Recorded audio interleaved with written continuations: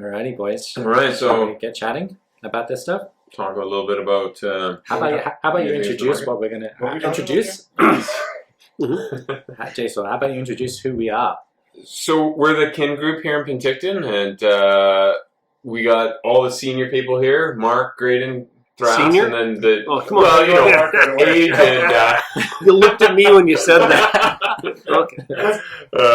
And then the new guy, myself, of course, not the youngest, but youngest looking. And we're just going to go over some of the new topics and changes that we've seen in real estate that have come forth in 2023 here. So, you know, a couple of them are the rescission period, the strata restrictions that have been removed, and then the contingency fund within stratas, and the limiting foreign buyers, and last but not least is BC assessments, which everyone, I think, happily opens at the beginning of every year. So, yeah. Alrighty. So the rescission period. Who wants to explain that? Explain it or talk about it in general, because I think we all kind of have a similar mindset on it, how useful it actually isn't overall. Yeah, so for the benefit of the people who are watching, the rescission period is a new protocol when a purchaser writes an offer on a property. They have a certain window of time to pull out of a contract without any reason, but there is a penalty for pulling out of a contract. Yeah, that penalty is 0.25% of the sale price, or the purchase, the purchase price. Yeah. The purchase price. I think a lot of people refer to it as the cooling off period. Yeah, when you go home and go, what kind of crazy thing did I just do? And but how many people in the past have you experienced truly would need something like this? So it's a result of the hypermarket we were in for a period of time where, you know, 10 or 15 people were all making an offer, and they got caught up in the emotion. And now that market has gone by, it will come back at some point in time in the future. But now that we're in a more stabilized market, you know, it's still a useful tool. For when we're busy, we kind of touched on this when we were talking on our own, but it's one of those things where it's not applicable when they actually finally got it in play. And I would like to have seen them talk about introducing things like mandatory home inspection clauses, and making that a part of it. And I think that would have been more beneficial overall, because then you're not getting that cash buyer muscling in. Mm-hmm. Everyone has to have some sort of a playing field. Right? Now it could be somebody's home inspection for 3 days. Yeah, I think you're not actually exercising it. So it's one of those things where it wouldn't change the world, but at least it makes it so people would have had a chance to. Yeah, I agree with you 100%, Greg. And I think a pre-inspection, also pre-approval for lending, those two tools would make it a lot easier for buyers and sellers. But again, the government is trying to make it more transparent. Whether you like the tool or not, it's there. We got to work with it. It's always funny because I don't necessarily understand or think that people who are thinking of these lovely things have ever actually done the job or been in the industry. Well, none of them are real estate. Yeah, none of them are real estate practitioners. Or have been, and where's the influence on that when we have our board going to them saying, this doesn't make sense, guys, and they're saying, well, we're doing it anyway. Well, that's an interesting tangent, because I was talking to the dentist the other day, and he was talking about how the review board is now like 3 dentists and 15 general academics. General people, and it's like all the general academics are so much nicer.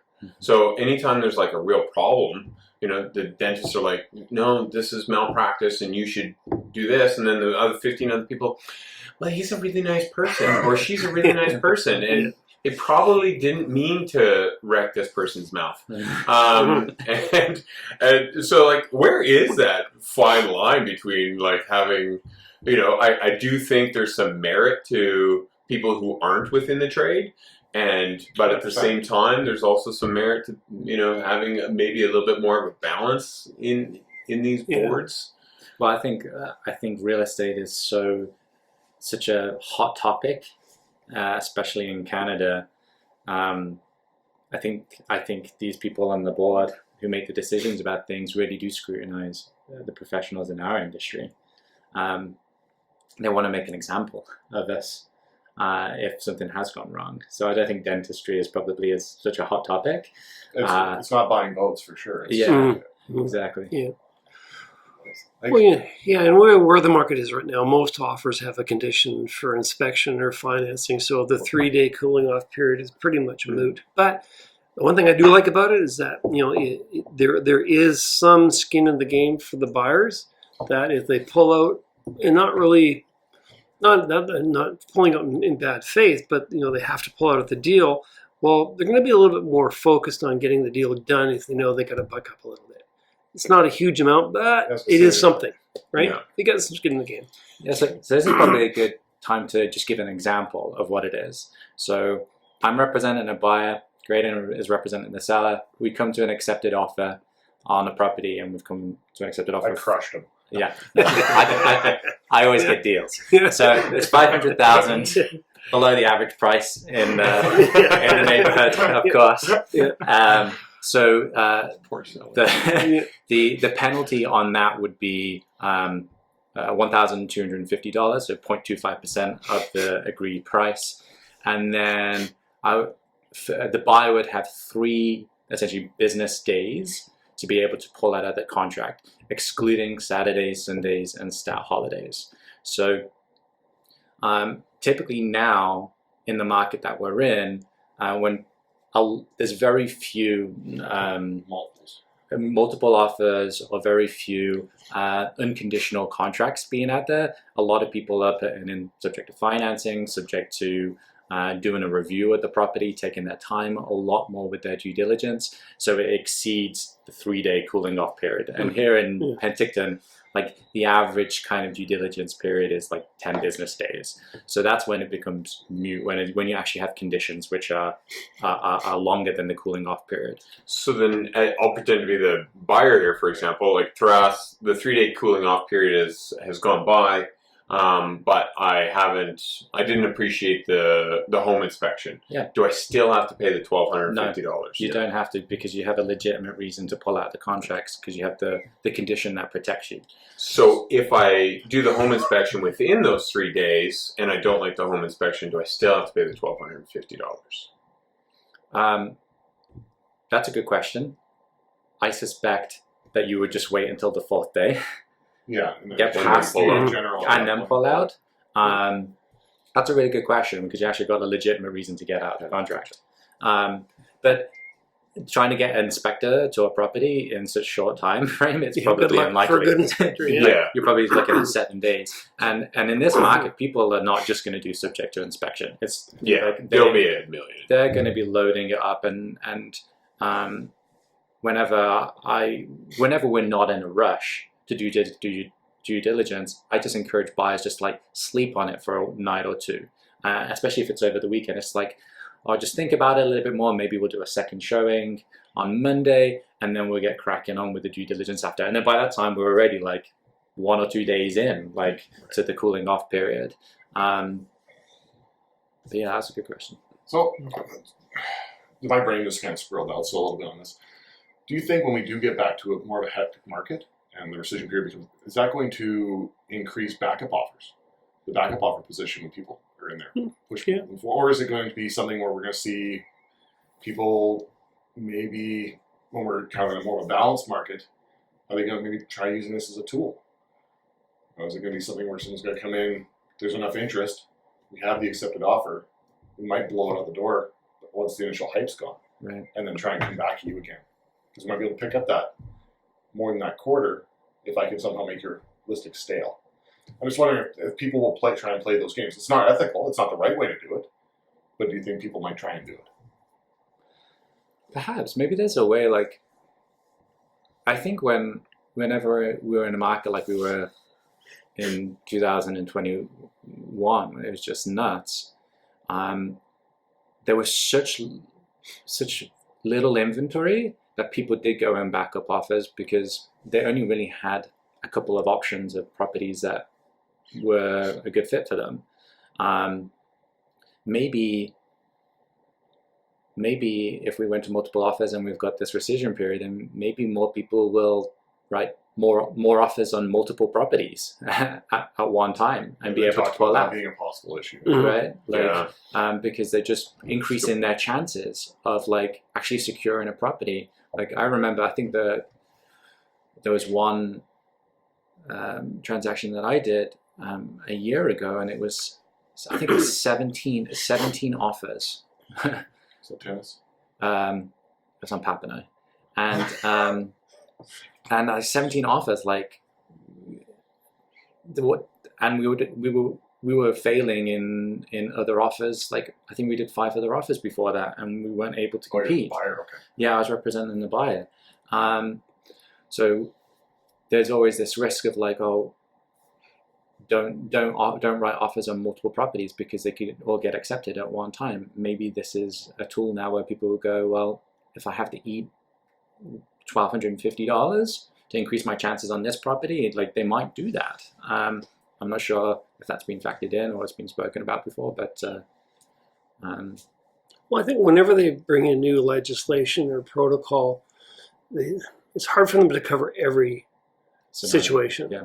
So what happens is that you have to get to that type of a market to see how that works. So this could be the best tool ever in the next multiple offer market, or they're going to come back and go, well, that didn't work very well. We got to change it. So it's tough. How does the government, we haven't looked at this up, how's the government going to allocate, if someone does do a rescission, how those funds are deemed? Is that now becoming income, or is it proceeds of the sale of a home that never sold? Yeah. Right? Is it now There taxable? could be there could be a tax ramification on that one. Right? But those are things that they Is there didn't a really rabbit dig around we into. don't know about? Yeah. Like, Yeah. it just popped in my brain. I'm like, I gotta get it out before I forget. So.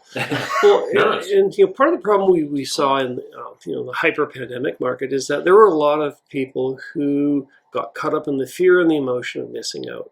Yeah. And so I think that goes back to having working with Taras, who's actually going to inform me on the market. And so whether you're making an informed decision and this is a price I got to pay, is completely different than that, oh crap, I'm going to miss out, I got to pay whatever it is. And then that's when there were a lot of complaints to the various boards and councils across the country because they got caught up in the motion. And then when they got the house, they're going, oh crap, no inspection. I bought a money pit, or now I've got into something I can't afford. And so the cooling off period is going to help some of that. Is it the end all and be all for buyers? No. I think it just felt it came too late. It was one of those things that they talked about it until it was no longer applicable. Yeah. In the current market right now. Yeah. But also, our obligation as a listing agent is to get the highest and best price. 100%. And so we're doing our job. And if that is 15 offers and $300,000 of list price, well, awesome.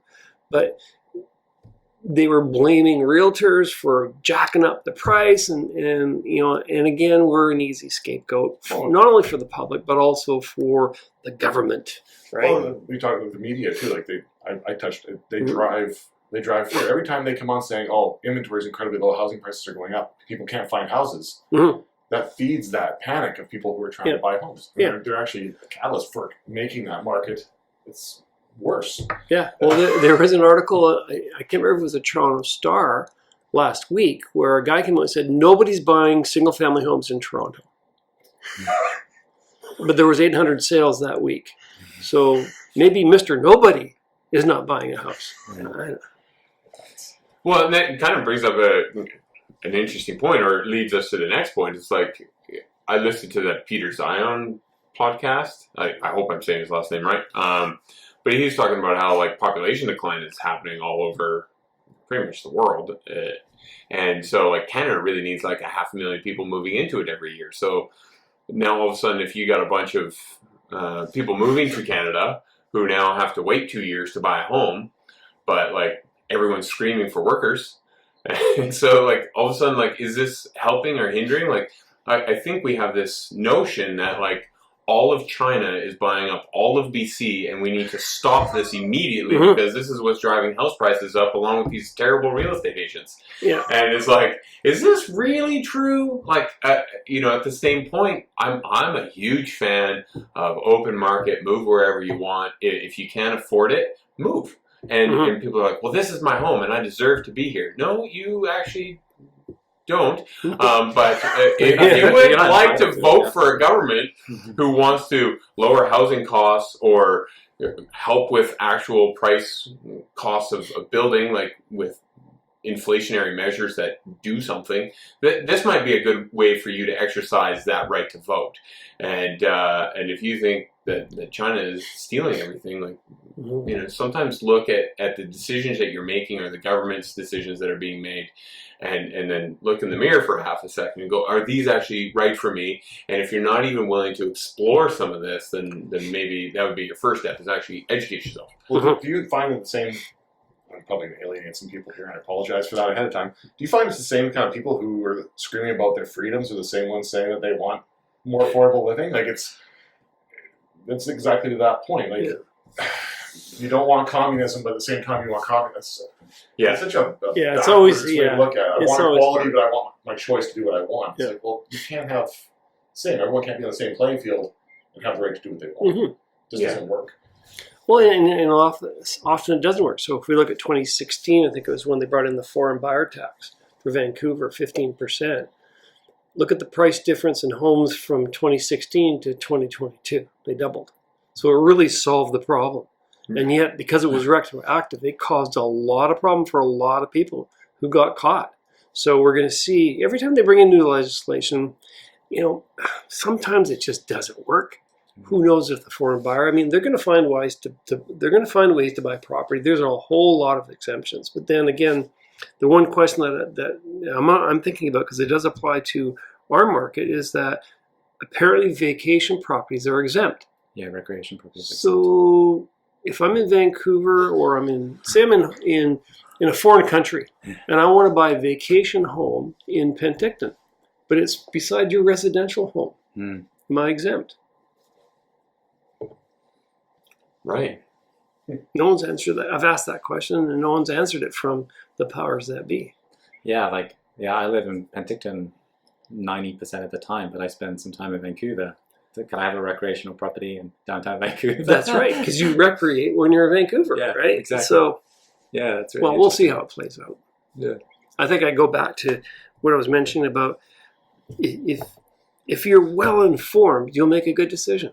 Yeah. If you get caught up in the emotion, you get caught up in the fear of losing out, you're hedging your bets. But just to go back to your point of like the media and their narrative, how they can create so much hype and fear, creating like, if an agent is acting that way in front of the consumer, then that's a bit of an issue, right? Like, I don't think in 2021 I ever convey to some clients that they should just buy anything because they're not going to have no choice. But I don't.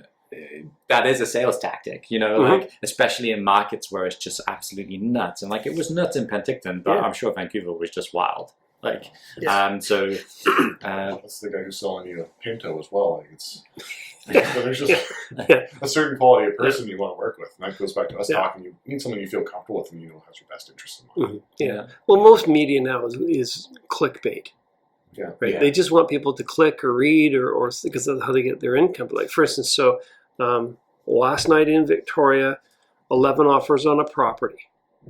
Guarantee you that's not going to be in the Victoria. I think it's the Herald. I can't remember the name of it. It will not be on social media. It won't be in the market. And yet, there's a good example of a AAA property that had multiple offers. And what everybody is telling us, it's a terrible market. Market's declined 8%. It's awful. There's nothing happening right now. And they got over asking price. Right. We talked about the one in Summerland. Yeah, I think it's in Summerland. Yeah, it was in Summerland the other day. Like, went for 10% over asking. Yeah. Over list. So what do you like? The question is whether it was underlisted in the first place. Who knows? Arguably. Or was it someone who had a very specific search parameters and that property hit all their requirements? Right. Yeah. So they're willing to spend the money. You know. Yeah. Well, I think with the recession period or protocol or cooling off period. We'll just see how it goes, and again, you just got to inform your clients. Here's how it works. Yeah. You got a little bit of skin in the game, but let's make sure we got you the right property. So it very much favors purchasers. Mhm. Sellers don't like this as much, No, right? not as much of a fan. Yeah, one of them has a really good restful night for 3 days, and the other one's like, oh my god, I get back out of this contract. And it's like, Yeah. like tables have turned. Like, Well, is yeah, the like- $1,250 really going to cover these 3 nights of sleep I've lost? Yeah. But what like you said, when we're dealing with this market, most realtors are going to instruct their client anyway if there's an issue, unless they just big bought the house and they're like, I really just hate this neighborhood, or I realize Dave lives next door, and Dave and I fight every time I see him at the bar. Mhm. Maybe people are going to take their time. They're going to go through their subjects, and if there's a legitimate reason for them to get out, they're going to get out, and the realtor's going to get them out without having to pay those funds. Yeah, it's going to be interesting how realtors change their offer presentation days now. Like, I know there was a lot of agents who listed a property on Wednesday, Thursday, wanted to get as many showings in maybe on the Saturday, reviewing offers on the Sunday.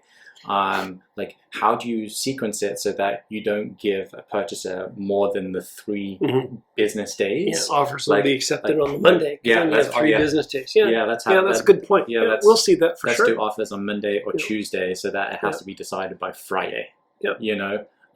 That's probably actually going to help a lot of realtors with their personal lives and not having to deal with offers on a Sunday, or a Saturday. But these are the little moves that realtors are going to have to factor in now to now represent the seller better. So I wonder how much more, like how realtors are going to change their advice based on this to comfort and manage a seller in this circumstance. Because 3 days, especially when you're in a market where we're in right now, where there are conditions and you don't, there was something really great about having a couple of unconditional offers, people who were cash purchasers, and before, like, that gave people a lot of assurance, and it was done. Like, it was like sellers were in a great position not to worry, and they were able to move on with their next chapter. But now they're just going to be sitting there. So what is a real estate agent going to do for 3 days to comfort them, to say it's going to be okay? Or they're going to maybe the listing agent's really going to have to ask way more thorough questions to qualify the buyer, and the offer. And that's sometimes the buying agent is willing to share that, and sometimes they'll just be like, no, this is the offer. You have to run with it. And who's your inspector is a good question. Because Yeah. some are very, very difficult. Yeah. Like, how is that gonna, like, when the market's a balanced market or a buyer's market, we typically do 10 business days for due diligence, and we put all of our subject conditions for 10 days away from now, like financing, inspection, review, and the title. Just keep it clean. Do one bit of paperwork, and then it's done. But is this cooling off period now going to get people to say, no, I want an inspection in 5 days from now, and then you can have the rest of the subjects 10 days from now? Like, how is that going to change people? For a buying agent, of course, they want to buy as much time for their client so that they don't feel rushed. But as like someone who's representing the seller wants to get through as much of that due diligence as soon as possible to ensure that they're not time wasters. One nice thing, at least, is lenders aren't as backed up anymore, so you can actually get your file through. Get this last 3 day, try and get a 3-day extension at the end of your 10 days you gave them, because they put you on the pile. And that's where you kind of, because when the local mortgage broker is where you really. Yeah, that's a good point. I mean, during the pandemic market where it was crazy, a lot of companies that service the buying and selling of real estate, they just didn't have the labor to keep up, and they were running off their feet. I remember phoning one appraiser and, sorry, I'll see you in 6 weeks. Yeah, I can get Like 3 days after your subject room is supposed to be there. Yeah. No, you need to be there now. Like, we just don't have time. There's backup in play. Like, there's aspects where are outside of people's control too. So it's nice to actually people have those options again. Yeah. Well, I remember phoning a notary and no, can't take any more clients. Yeah. Talk to you next month. Yeah. Right, and then you're trying to get that extension, and how do you do it sometimes, right? Yeah. Well, we'll see how it plays out in the next 3 months. Well, hopefully we'll see some stability coming across. I'm pretty confident we'll see people kind of breathe. It's overall, like, not just the general public, but us realtors as well. Like, people just kind of go, okay, this is what it is now. Mhm. Let's play with it. Let's find out where we sit. Right. And real estate will continue to sell. It never stops. So Yeah, so I was just trying to think about how we can comfort our sellers when these offers come in. I think the two things which most sellers worried about a deal collapsing is home inspection and then the buyer's financing. Yeah. So this is where, as a profession, it would be really good if more realtors would ensure that their clients are pre-approved. And a lot of mortgage brokers out there and banks are giving little one-page comfort letters saying that they feel very confident in they should have a lender's letter when they present an offer. Which, and that doesn't happen enough. That's for sure. That's one thing I'd really like to push for. And then home inspection. So for a seller, like spending $500 to $700 to have a home inspection done before you even list the property is a way to kind of ensure that you've plucked off the main problematic, more expensive aspects of the home. Well, and many homeowners aren't aware of the problems. Yeah, and exactly. then it's a surprise for everybody. Yeah. Right? So that takes that surprise factor out. Yeah. So I think if you can nail those two things, then those 3 days shouldn't be as difficult. I think there's always going to be some insecurity and kind of anxiety just waiting. But I view those 3 days, they're more of the emotional backup than they are the actual meat and potatoes of the deal. Like you listed your house today, you got an accepted offer. Dave listed his house up the street for $100,000 less, comparable home. Oh, sure, I can get out for $1,200, or I can get out for $2,500, whatever it's going to be. That's, I think, the only time we're going to see that precision play right now. Well, right, it's more on an emotional, or someone's decided they found another product that fits their needs better. Well, pay the difference. Well, regardless, they'll just write an offer on the other place and wait until day 4 and pull out because of any one of the subjects. That's the buyer's agent talking about that. So I'm just saying, overall, when you're talking to your seller at the end of the day, the rescission period in my mind is an emotional buffer. It's not, like you said, really the heart of the deal itself. Yeah, so that kind of begs the question is as someone who represents the buyer, you're sitting down with the client and saying, like, you're spending the time writing an offer on a property which they're uncertain on. You know, like, if someone is showing those signs of uncertainty, or if you deep down as agent know that it doesn't meet all the requirements, why are you writing an offer? But you're still obligated. Like, I had one in 2021. I knew it wasn't the right house for that client. I told them. They were bullheaded about the whole thing, and it collapsed horribly at the end. But every step of the way, I'm like, are you guys comfortable? Because I'm not getting the right feel for you guys on this house. I'm not trying to be a Debbie Downer in the whole thing. Right. But just things kept coming up, and they kept trying to bull their way through it until the 11th hour, they decided it wasn't going to work, and it was a mess. Was that when the market was really hot? It was when the market, just getting hot. Yeah, because I think the pressures of the market to like, once you've actually got a contract on a property, like, you want to do everything you possibly can to stick to it, and you're willing it to be the right fit for you. But even the initial fit, when they wanted to write, I'm like, are you really? Because the wife right out of the gate basically seemed like she hated the house. Right. And all of a sudden they came back saying they wanted to write. I'm like, yeah, sure, because it didn't seem right. There's more things I want to show you that. Nope, we're sticking with this. Yeah, that's a hard one. It's like, how much do you push your input on it and let them go through the experience of it? I think if you truly, as a buyer's agent, goes, I just don't see this, like, you can walk away, or you refer it to a different agent who's willing to write that contract. Like, I've believed in every single home that I helped someone buy, like, in 9 years of selling real estate. We've not just bought something because it was like, this will do. Because I'm more concerned about getting the call 6 to 12 months later, them saying, this didn't work for us. Yeah. You know, we have to sell it. And I'm like, well, you're at a loss now. Or you advised us to buy this house, or you let us buy this house.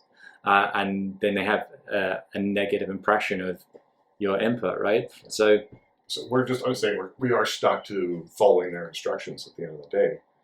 we can give our input, we can give our guidance, but their instructions are what we have to follow. If you want to refer it out, you can.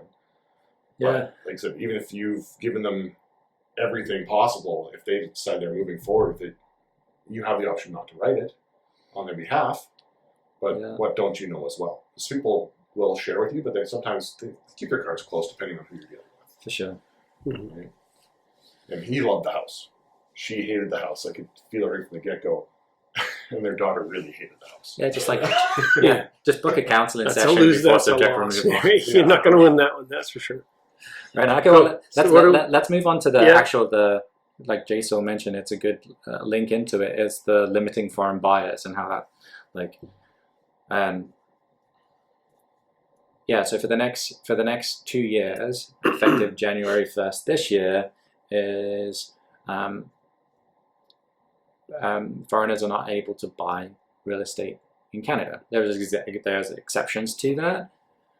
Some forms of real estate. Yeah, some forms of real estate. Yeah, it's residential, right? Mm-hmm. Yeah. Yeah, so the foreign buyers aren't allowed to buy residential, but unless you have a company in Canada. Is this one of the... Yeah, there's quite a few exemptions, and there's a bit of gray area on them all. It's like temporary residents, people on like study work permits are allowed. Yeah, The students on that will be establishing themselves in Canada. There's quite a few exemptions. And even certain non-urban areas are exempt as well. Yeah. So I almost seems like just another title, in a sense, like a media title in my mind, just for something that looks really good for those people who are. Because there's, like I said, there's a workaround. If someone wants to do it, they're going to find a workaround. Well, there is a small percentage, and I think it's between 1% and 5% of markets that are affected by foreign buyers coming in, because generally they have a lot of cash. And just like many things, is that it gets blown out of proportion. Like Jason was saying, where BC is being purchased by China fully, and that's all that's happening right now. It's just simply that's not the perception of just a simply lot not of people. true. Yeah. But So again, what do you think the main purpose of this was? Like, what were they trying to really accomplish with this? they're trying to make the public of Canada think that they're doing something. That's exactly, it's a title. And so there might be some the people who thing they're disagree with me, trying- but it's like the foreign buyer tax in Vancouver. It did nothing to stop the rapid increase in real estate prices. Yeah. So is Simply, that the again, purpose that they're trying to make the public feel like they're doing something to lower the price of housing costs? Is that the Stop government's general the purpose? rising Or costs. make more homes Those are available to Canadian citizens, in theory. Yeah, they're just essentially saying we're going to try and reduce competition. It's a speculative market. Yeah. Again, it will have some effect, but I think there's just so many loopholes. There's so much gray area, just that we talked about. So you live in Penticton, you want a vacation home in Vancouver, well, are you exempt? Yeah. There's just so many, and so it'll have to play through. The one thing I do like is that it's only for a limited period of time, so at least they can pull it back. Like 2 years.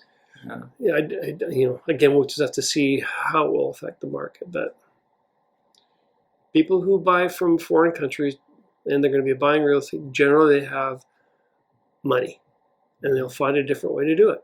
Yeah, so like I read that the penalty, should they not be exempt, but they purchase real estate, is $10,000. Yeah, and so if you see a property in Vancouver that goes up $150,000 a year, it's the price of Okay, business. so this cash buyer that's right. who's buying Yeah. $1 million property Yeah. gets a $10,000, add-on, really. Yeah, at the and they end of said the they're day going to. here. They could force the sale. Well, that's really hard because we have property rights in Canada. Our whole system of owning property is highly restricted and protected at law. So I can't see a judge saying, "No, I'm going to force you to sell your home."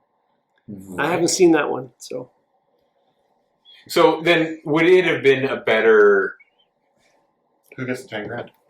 public relations thing The government. to try and increase just building and get more inventory? Because more inventory lowers prices. Yeah, it's just we just don't have. The supply chains are down.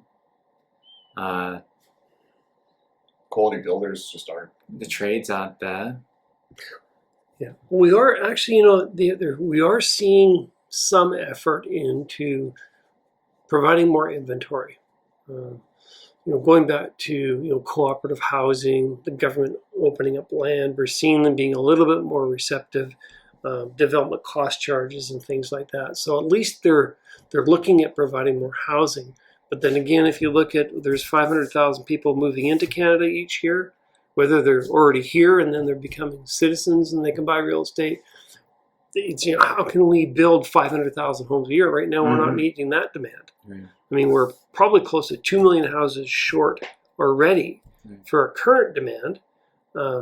They're expecting, 200,000 or 300,000 people every 6 months coming into the math doesn't work. So limited land too, like building high-rise things. There's lots of rooms, Saskatchewan, Manitoba, Alberta. There's tons of flat, great building land. So they're just, no one's planning on going there who's coming in. Like, as far as who wants to be in Swift Current? I've been to Swift Current. Sorry, Swift Current. That's a good point. Like, and that's a big part of it, right? It's like Vancouver, Toronto, great. Maybe anything along the American border. But then you start going out. So like, is there more incentives to push people into these areas? Like I get. It sounds like Penticton's like blocked on all four sides, but most places in BC are very limited because of the geography. Yeah.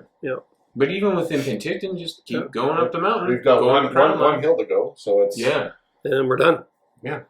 It's 8 kilometers end to end. Like, there's not a whole lot of room to go here. So there's only one direction, and so you got to start buying into Crown land now. Well, and home ownership in many parts of the world is different. So if you go to, some, Zurich or Rome, London, not a lot of people own their homes anymore. They rent.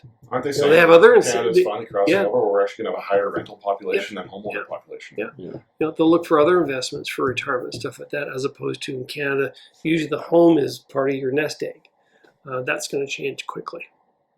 Now, I'm going to overspeak here just a smidgen, because I went down to Costa Rica, and I was looking for a house to buy down there. And they had, again, this is where I'm going to overspeak a little bit. When someone buys a home over $500,000, there's a 2.5% tax or fee associated with that, and then they put that into low-income housing. And so, as I was touring around with the real estate agent down there, I was like, how much are these little homes going for? I love them. They're these cute little one city block. They probably had 50 of these super colorful homes. They were tiny. I was like, this tiny home thing is awesome. He's like, that's for the people who can't afford homes, so they have their own homes. I was like, oh my God. I was like, well, why can't we do something like that here? Like, if we're going to put in a tax on people, instead of like, we put in a forward buyer's tax, like, let's just put in a tax that incentivizes to actually build more of these smaller homes and create. But that would require the government to be very transparent of how they use tax dollars. But even developers at the end of the day, like, I'd love to see someone take a 10-acre section of Carmi and turn it into a micro community. Like, well, that's what I mean, right? Absolutely. Exactly what I'm talking for about. home people buy entry level markets, right? They have a tiny little yard. It's a little postage stamp, but it's their space. There's nothing more than 1,000 square feet with a little garage, single car garage, and 20 feet of grass or fake grass in the back. It's all people want at the end of the day, and you can make it affordable. Buyers, there's so many stipulations on CCAN, like alternative building sources as well. That's another one that drives me nuts, right? CCAN building falls under the same as a manufactured home, even though it's not a manufactured home. Unless you go panel build, you can get away from that. But otherwise, SRI out of West Kelowna, things like that, they fall under the same as a trailer. It's not called a trailer anymore, but you know what I mean? So I'd like to see them open up some ideas for alternatives to kind of help this, because it's not only is it faster, it can be more cost effective. And so then this is where, why don't we encourage, how do we get the government to encourage this sort of action instead of stopping foreign buyers? And then is it that all Canadians have this perception of like, I deserve to be able to buy a house in Vancouver for $500,000. Like, this is my Canadian right. Which obviously you can't buy a house in Vancouver for $500,000, but you can't buy a trailer here for $250,000. So I don't know. So how do we change It's because that sort of perception? it's used for political gains. This is just a topic that people Yeah. can like distract people from real issues and real solutions. We're all about band-aids in this country. All about band-aids. Mhm. And there's a whole other topic we can get into with that argument as well. But Yeah, so like I'm kind of curious to see hear your input on how a foreign buyer's restriction will impact the Okanagan, because the only foreigners that have helped purchase in the Okanagan was a doctor from England, and I think maybe one American couple in like 9 years. I haven't had any other foreigners purchase in the Okanagan. there's no skilled labor or skilled worker exemption in there, and is there? There's usually I been don't for a think lot so. of countries No, in the I don't past, think but so. they fast track their immigration typically. Yeah, they So they'll give get up- to they'll be give them permanent residence. residents. Well, the perceived problem is Toronto and Vancouver mainly. Right. Maybe a little bit of Victoria. Yeah. So, and that's where the most votes are. Right. Imagine that. Mhm. Yeah. So, in essence, there won't be a huge problem here for foreign buyers anyway. Might not be if there's more industry that comes to Kelowna and Kelowna keeps on sprawling and expanding like it will. Like, I think BC's big 3 cities are what? Victoria, Vancouver, and Kelowna. coming to be Kelowna now. Yeah. So it might impact Kelowna in the future. More. Mark, you were saying beforehand about vacation rentals or not vacation rentals. Exempt. Recreation. Recreation properties exemptions. exempt. Yeah. So, like, all we are is recreation. Penticton. Well, yeah, and I've searched the BSFA website and the government website, and there is no definition of what a recreational property is. Hmm. So Yeah, how often do you have to be there in order to qualify as there? Yeah. well, yeah. You know, I'm assuming it's not your principal residence. Yeah. Right. So, but again, we'll see in the next little while. Well, all of a sudden, is there a rush of vacation properties that are going to be jacked up in price? This is going to segue. And then we're going to have people going, well, I can't buy vacation anymore because all the foreigners bought them. Mm. Right? It's not even the foreigners though; it's people from Vancouver in general. Like, Yeah. I've had way more clients. out of So, is there going Vancouver to than be just foreign relocation? buyers here from Vancouver and Victoria to Yeah. the Okanagan? And then commercial property is exempt, right? Multiple Yeah, family commercial. homes or properties are exempt. So is it just going to push the foreign buyers into those properties? And a lot of foreign buyers that I worked with in the Vancouver market for many years, they just wanted to get a piece of property that the government wouldn't take away from them. Because in many countries, they can take it away pretty quick. Right. So they weren't really worried about their long-term investment, but they knew that that money was safe. Yeah. And But do you they'll guys just think put it somewhere else. Right.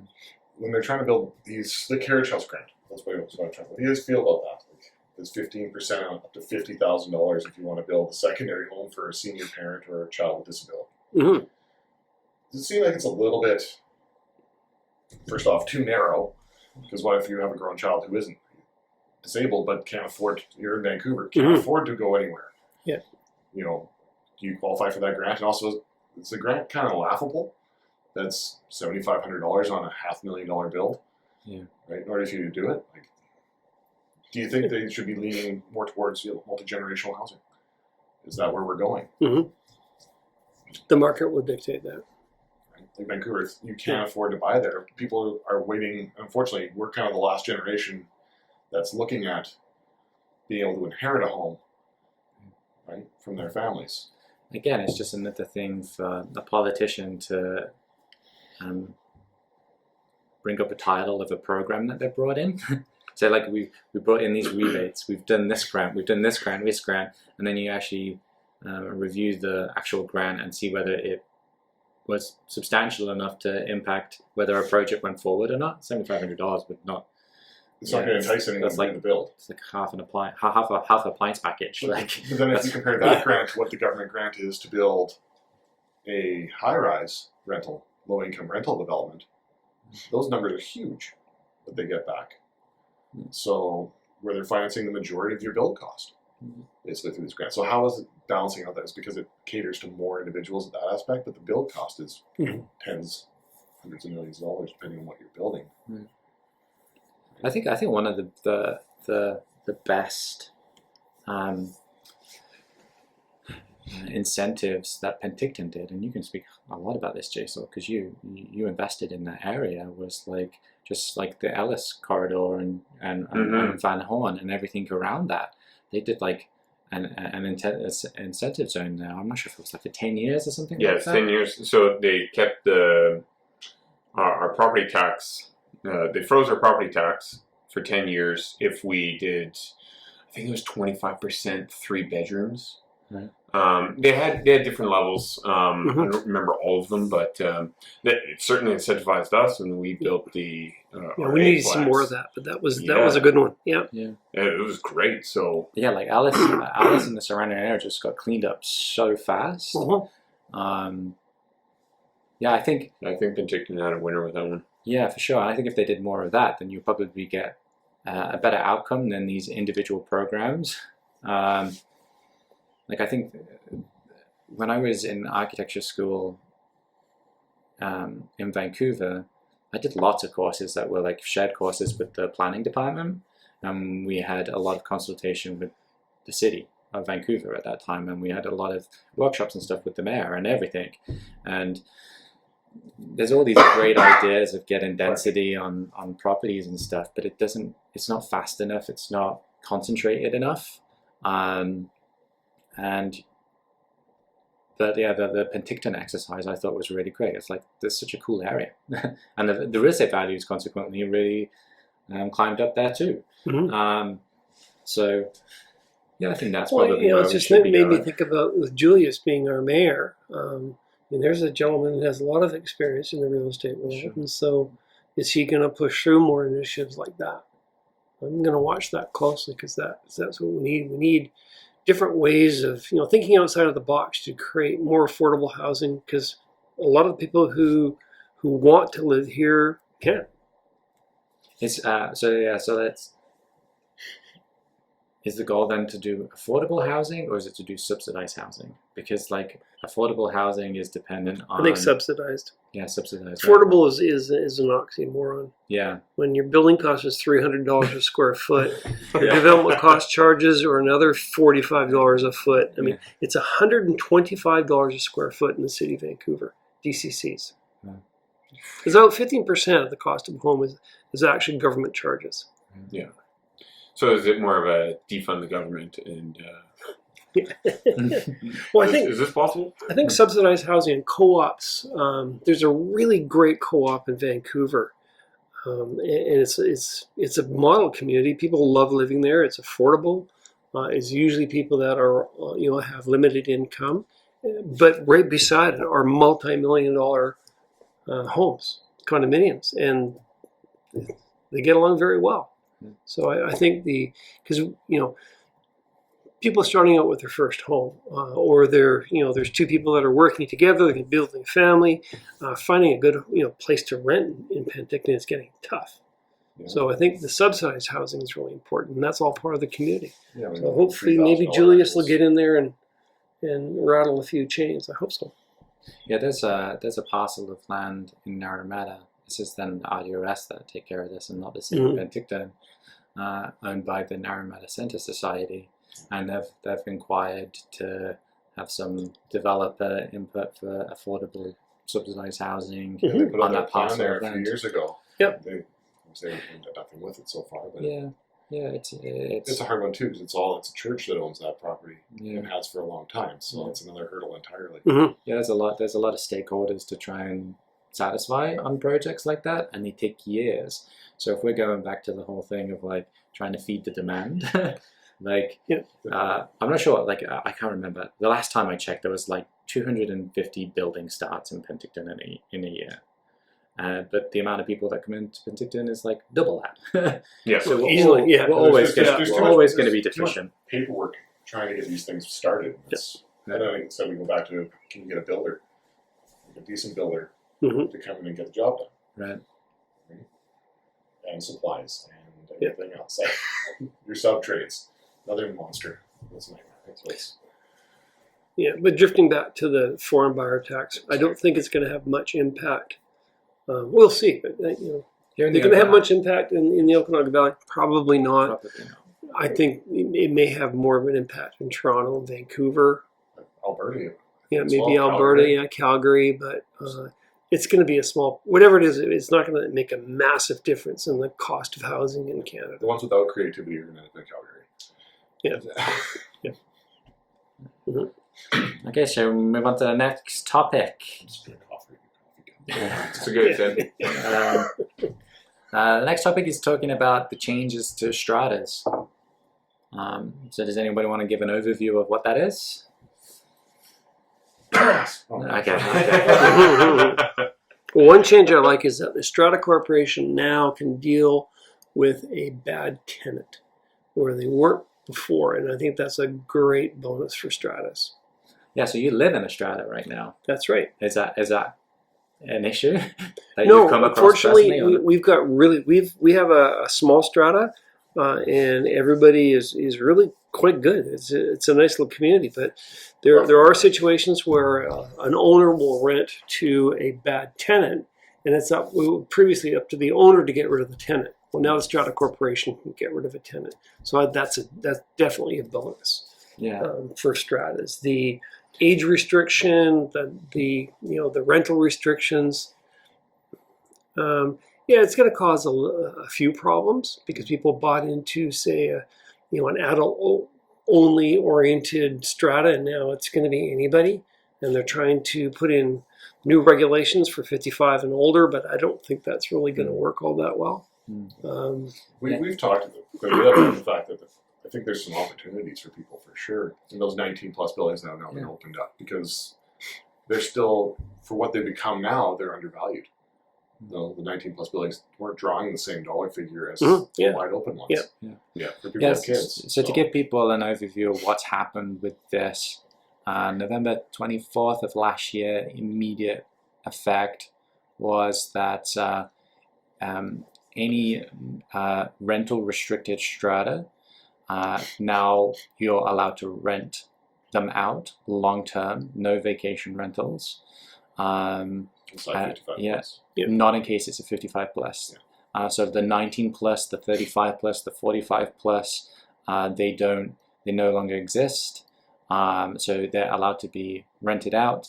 And some stratas might decide if there's to move into a 55 plus, especially if that community is predominantly or 45 plus buildings. It's not a big jump to think that they're going to make that move. Exactly. But if you're a 19 plus, go into a 55 plus, very unlikely. So that's kind of the general skinny on that situation of what's coming. There was pet restrictions that have been lifted to some degree, correct, on that? I haven't heard the pets. I think the strata still has. So that's the city of Vancouver. There's no longer pet restrictions. Oh, okay. I don't think it's in Penticton. So you yet. probably still can't have a pit bull because they're awful dogs. Beautiful dogs. Yeah, so to go back to your point, Graydon, of like, are some of these buildings that are now rental allowed, do they have hidden value in there now because you can rent them out? I think 100%. Yeah, I think especially there's some place like opportunities Churchill. there for people to make that move. Yeah, we recently did the one on Churchill. There was one on Fairview that just went the other day. I thought it was a screamer. Mm-hmm. Or ones that had limited rental periods. That's not a thing. Like, we allow 3 rentals in the building. Well, Yeah. good luck. Well, I see a 2-bedroom, 1-bath going and sells for $280,000. That's a screaming deal for anyone all day long, especially when we're dealing with the market rent values we have here.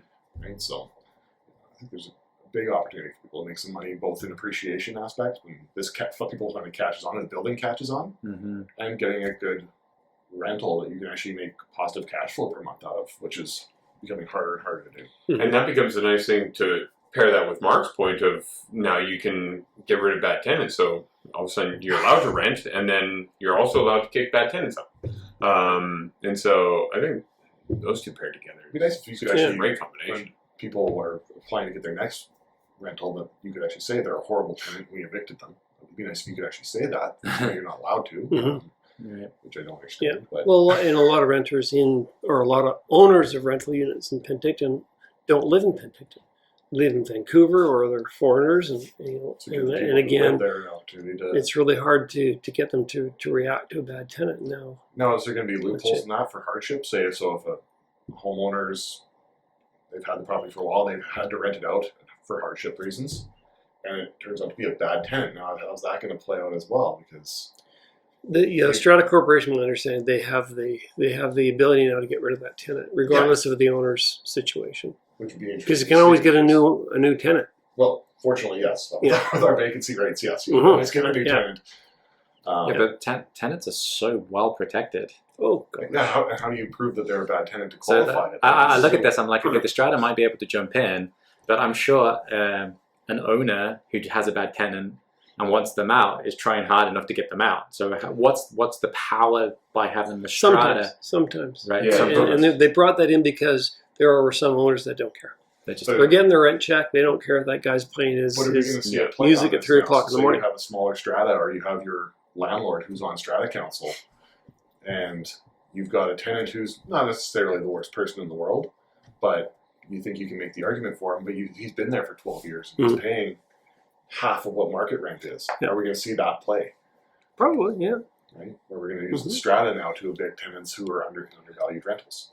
I think with any rule or regulation, you're always going to find the person who's going to find the loophole in it, or Mhm. Yeah, no, play the there's the shady guy in every room. It's just Yeah. unfortunate, right? I'm just because there It's was just something that just pops Yeah. my mind. I have to get it out from all those people. So it's yeah, when I was building, I looked for every corner. There was no corner too sharp that I wouldn't cut. You know, like not the quality. The quality was no, the fantastic. quality's great, but just like design, thinking outside the box, it's hard to think outside the box if you're just gonna play by every single rule the way I think people intended. Some rules I think are meant to be I've never met a wealthy person who hasn't broken the law. bent heavily. I'm not gonna lie. Or bent it. But yeah, Yeah. who's found the gray? Yeah. Yeah, Right. Yeah. I've never met one. So yeah. And it's hard because like some people call it unethical and like, but I was like, some rules if you don't push back, you get dictatorships, right? And so sometimes you need to like find the rule where you battle back. well, in case there's sometimes it's cheaper to pay a fine than it is to. Yeah, like to I can't believe this all right? is. Yeah. Well, I think there will be some strata corporations that will go 55 plus and then find out, 3 or 4 years down the road, or, wow, well, we sort of cut our market kind of short here. And will it affect their value of their property? So they got to be really careful on, knee-jerk reactions to new legislation. Yeah, like I'm pretty sure right behind Cherry Lane Mall there, all those towers are going 55 plus. Yeah. yeah, but towers. they don't have any restrictions, which is, but predominantly all the demographic is Mhm. the retiree senior Yeah. population. We haven't talked to someone on that board, and it sounds like they're Who wants a teenager the to two move? red ones right behind The thick State ones. Yeah, Yeah, that's the Athens Yeah. Creek building. is that Athens Mhm. Creek? Yeah, The- but like that whole complex. Yeah, the other complex that I'm interested in is Sky Benches, just above the marina, where Oh yeah, we yeah. used to own, because Mhm. that didn't have any age restrictions, and that there's a lot of 55 plus in there, but there's people in like their late 30s, 40s, 50s in there. But that was a rental restricted complex before, and some of those units got fantastic views and could be like great. Yeah, like where you getting big be there for a month or two. Mhm. houses for 700,000. Where's that coming up, right? Yeah. Yeah. Like we shouldn't have sold our place there because it's probably gone up in value a lot since You then. get but- $3,500 a month for rental out of it, I know. right? Like Yeah. now it's open. So not to segue into the next thing, but that's one of those stratas that also had great contingency fund. Yeah. Which is one of the things that we're going to talk about is the change in the contingency fund and actually having a strata that's a good strata. Like how many of these are actually being run well and how many are being run poorly. Well, it's interesting Good because question. like the Scar Benches community, has a fantastic reserve fund. There's a lot of pride of ownership in that complex. That's why we bought into there. The people who live there are super respectful and it's a nice community to live in. But that's a South Run strata. And there's a lot of units in that complex. Mhm. So do you want to tell people about what's going on with that, the proposed changes? Yeah, so there's going to be a 10% minimum of your operating profit will make your contingency fund. So let me rephrase that. Your contingency fund must be 10% of your operating costs. Right. And so a lot of stratas will fall into this and be okay. What do you mean by that? Like I think a lot of stratas had that fund in place. A lot. That's kind of a very open-ended term. Like I know I'm in a strata myself, and 10% of our operating costs is quite easy to achieve. We're doing more than that as it is. So and the one that you were just in, they had a great contingency fund as well. But So it's a lot of these. annual. I think where the problem in this is going to start to come is any new build. The developers have to have that 10% down right away. Well, they have And to so have where's that a coming contingency from? set up already, but they're talking this is an increase in the annual contingency, right? My understanding. Yeah, so it just bumped up from 5% to 10%. Yeah, so your Which is a good your thing. monthly strata fees are going to go up, but it should increase the maintenance of your department. Right? Or And most stratas are underfunded. and Mhm. trying to limit levies, which is another one. Like a lot of stratas, I just forgot the name of it. Cascade Gardens, perfect example.